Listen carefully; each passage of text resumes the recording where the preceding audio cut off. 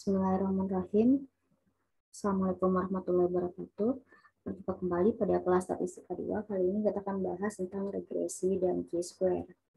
Nah, topik yang akan kita bahas hari ini adalah yang pertama adalah tentang regresi linear berganda, kemudian ada regresi logistik dan chi-square. Nah, untuk yang pertama adalah tentang regresi linear berganda.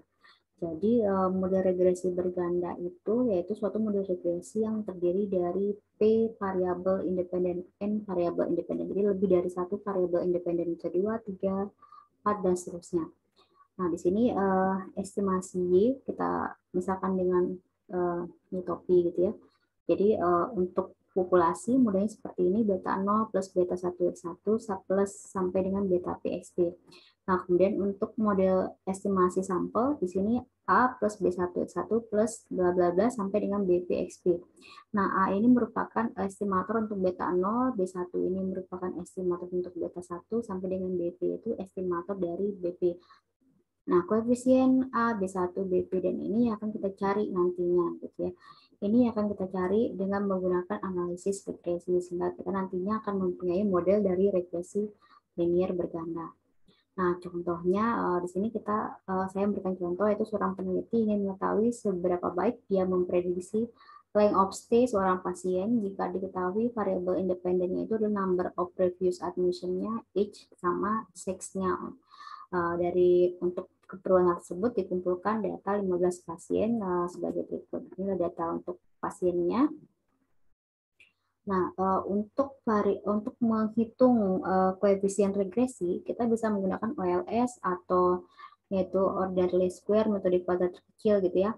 Atau bisa juga dengan menggunakan MLE, maximum likelihood estimation, atau metode moment. Banyak sekali cara untuk menghitung,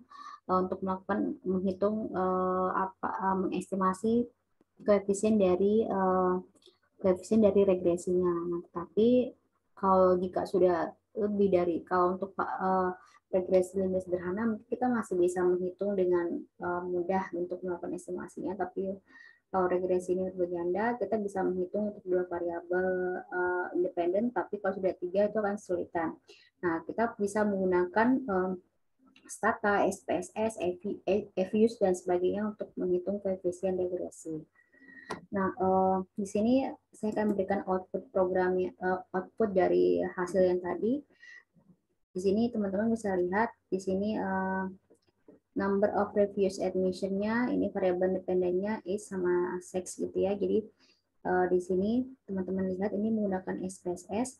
Di sini adalah koefisiennya. Ini konstanta. Jadi ini yang A plus beta 1x1 plus beta x2 x3 plus beta 3 x3 untuk yang 3 variabel independen. Di sini berarti 16,186 dikurangi 0,859 x1 ditambah 0,815 x2 dikurangi 10,36 x3. Nah, ini adalah mode dari persamaan regresinya. Nah, jika ingin dilihat di mana dari ketiga variabel ini yang berpengaruh terhadap Y, di sini teman-teman bisa lihat pada kolom signifikansi. Di sini ada 0,62, 0,0 sama 0,39. Nah, yang dikatakan dia berpengaruh secara signifikan jika nilainya itu kurang dari 0,05. Nah, di sini berarti yang signifikan adalah X sama X dan sex. Jadi usia sama jenis kelamin yang berpengaruh, sedangkan number of previous admission-nya tidak berpengaruh. Nah, kemudian perbedaan dengan regresi lainnya hanya pada variabel dependennya. Jadi perbedaan yang sangat-sangat terlihat gitu ya antara regresi linear berganda dengan regresi lainnya itu pada variabel dependennya. Nah, ini untuk yang regresi logistik. Nah, untuk regresi logistik ini kalau yang variabel kalau yang regresi linear berganda tadi skalanya itu ini ya, maksudnya untuk yang regresi logistik skalanya setidaknya dia itu adalah ordinal untuk skalanya gitu. Nah, sedangkan untuk yang ini bisa ordinal, biasanya harus rasio untuk regresi linear berganda, sedangkan yang logistik dia harus skalanya nominal. Di sini ada dua hasil, tapi ya misalkan ya tidak, hidup mati 01, kanker non kanker, BBR normal, merokok tidak merokok, itu adalah contoh untuk variabel dependennya yang dikategorikan dalam dua kategori. Nah, di sini teman-teman bisa lihat persamaannya. Di sini P sama dengan peluang Y sama dengan 1.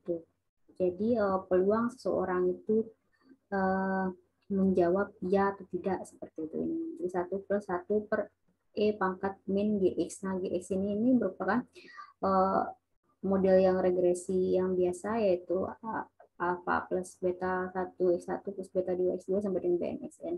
Nah, regresi logistik ini pun ada yang sederhana, ada yang berganda. Nah, kalau yang sederhana itu cuma hanya satu pas koefisien variabel independennya, sedangkan kalau yang berganda lebih dari satu koefisien variabel independennya. Nah, ini teman-teman bisa lihat untuk yang plottingnya, untuk grafiknya.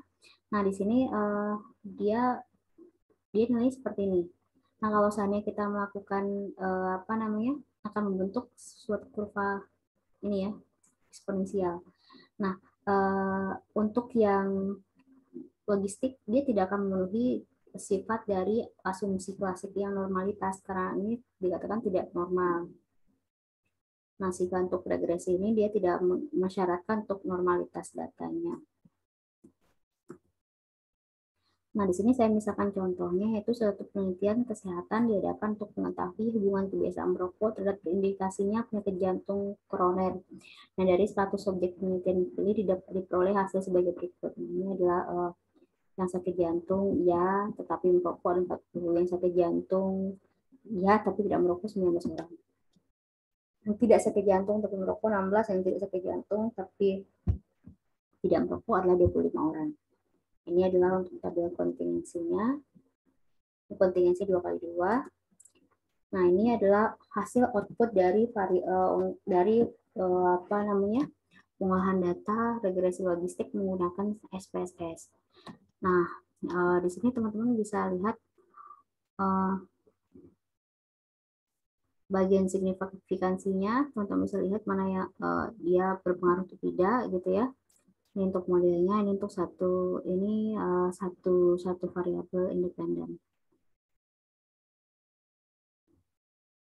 Ini adalah modelnya, nantinya adalah negatif 0,24 ditambah 1,191 X. Nah, seperti pada regresi lainnya, regresi logistik juga bisa dilakukan untuk melakukan estimasi nilai variabel dependen Y-nya jika diketahui variabel independen X-nya. Tinggal dimasukkan aja pada persamaan model, diperoleh ini misalkan OR-nya adalah 3,29. Nah, kemudian untuk regresi logistik berganda seperti yang tadi saya singgung, modelnya seperti ini. Seperti ini modelnya. Kemudian ini contohnya adalah suatu ilustrasi sebagai analisis regresi logistik berganda digunakan sebagai variabel dari data studi tentang low birth weight, yaitu berat badan lahir rendah, BBLR gitu ya. Tujuan dari studi ini adalah untuk mengidentifikasi faktor risiko yang berhubungan dengan kelahiran bayi yang BBLR, yaitu berat dengan kurang dari 2.500 gram.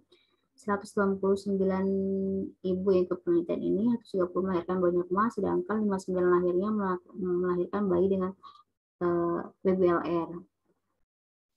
Nah, 4 faktor yang berisiko yang mempengaruhi BBLR itu ada usia, LWT ini, weight in pound, last menstrual period, jadi berat dari ininya ya pada menstruasi terakhir, kemudian ras, apakah kulit putih, ras putih, hitam, dan sebagainya. FTP ini dia berapa kali kunjungan pada trimester pertama. Nah, ini adalah hasil dari analisisnya, hasil dari running programnya. Teman-teman untuk melihat koefisien regresinya bisa lihat di sini di kolom B ini, kolom beta. Signifikansinya, teman-teman bisa lihat di signifikansinya mana yang berpengaruh. Di sini kayaknya yang berpengaruh hanya rasa LWT, kemudian ras yang diambil 1.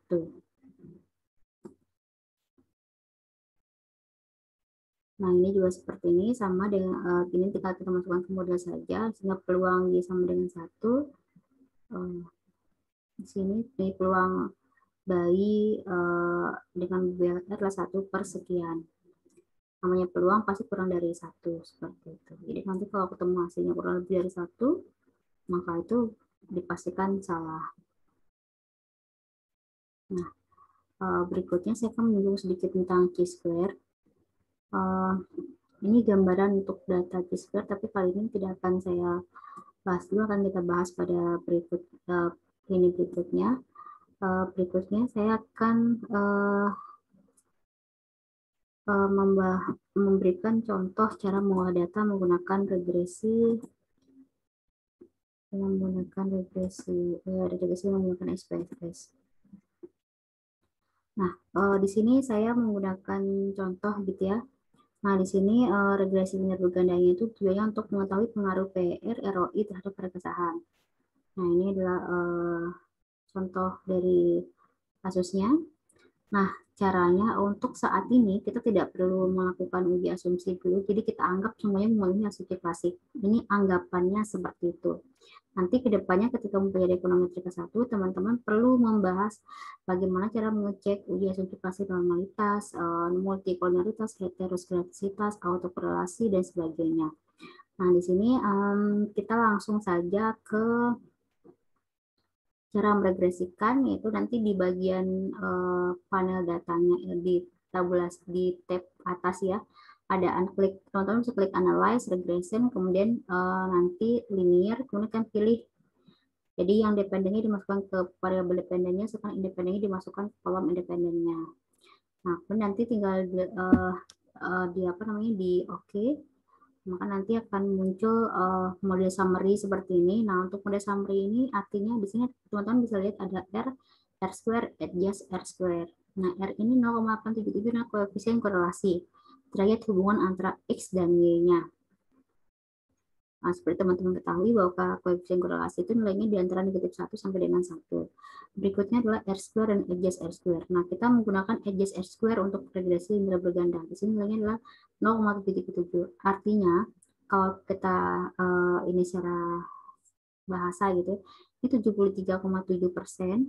Ini saya tulis 73,7%.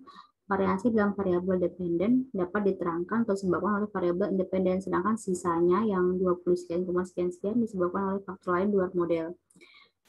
Nah, standar error yang 896, sekian ini merupakan ukuran besarnya variasi model regresi. Yang berikutnya ada output berikutnya adalah output tabel ANOVA. Nah, di sini teman-teman di bagian kolom F sama signifikansi ini, teman-teman bisa lihat apakah dia itu berpengaruh secara bersama-sama secara signifikan atau tidak. Nah, kalau kurang dari 0,05 itu berpengaruh secara signifikan untuk ketiga variabelnya. Nah, di sini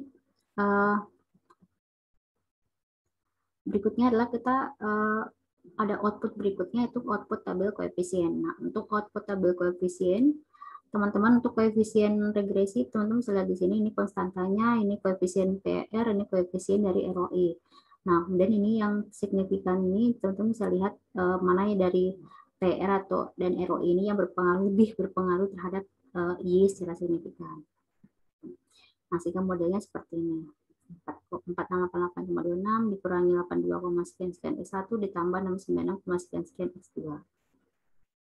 Nah, di sini koefisien yang digunakan adalah hanya yang tidak layak adalah PR, sehingga nantinya PR bisa dikeluarkan dari model untuk tetap dipertahankan seperti ini karena memang secara teori dia diperlukan di model tersebut. Kemudian regresi logistik. Untuk regresi logistik nanti datanya seperti ini. Untuk data Y-nya tentu misalnya ada 01, 01, jadi hanya dua nilai ya, 0 dan 1. Untuk variabel independennya bebas, apakah menggunakan kategori atau menggunakan rasio, bebas ininya yang penting dengan interval. Nah, ini untuk yang logistik, teman-teman bisa klik analyze, regression, benari logistik. Nah, nanti kemudian diisi variabel independen dengan dependen, kemudian covariat ini dengan variabel independennya. Kemudian diokekan gitu ya, di oke, kemudian diklik yang iterasi yang bagian logistik yang option, klik iterasi yang history, kemudian yang lagi diabaikan saja. Kemudian di bagian save, diklik centang probabilities dan group membership. Kemudian nanti di OK aja, kemudian output programnya teman-teman bisa keluar dilihat di Nagelkar R-square ini. Nah, Nagelkar R-square ini sama aja dengan Edges R-square pada regresi linear berganda. Dan interpretasinya pun sama. Nah, untuk classification tabelnya, teman-teman bisa lihat, ini ketepatan prediksi modelnya 68%. Nah, kemudian untuk variable integration ini sama dengan koefisien tadi, tabel koefisien yaitu di kolom data. Nah, demikian materi yang untuk statistika 2 kali ini. Terima kasih. Wassalamualaikum warahmatullahi wabarakatuh.